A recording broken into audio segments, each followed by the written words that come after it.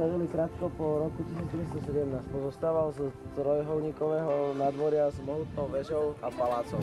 Významné obdobie dejín hradu sa začína roku 1548, keď ho kráľ Ferdinand I daroval kapitánovi Jurajovi Seredimu z Košic. Hrad rozšírili o dve rozsiahle nádvoria s modernými obrannými prvkami. Poslednými majiteľmi boli Rákociovci. V roku 1684 hrad dobili a zbúrali cisárske vojska.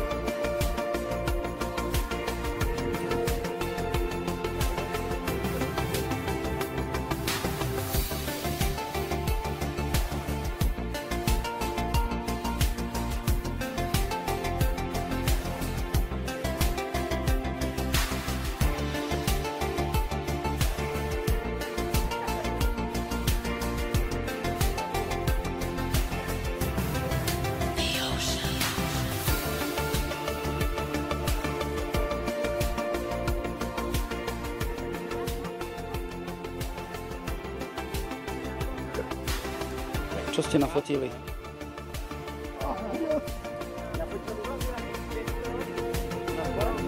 Telekom štúdio pri spojenej škole zo Zborovského hradu. Čo?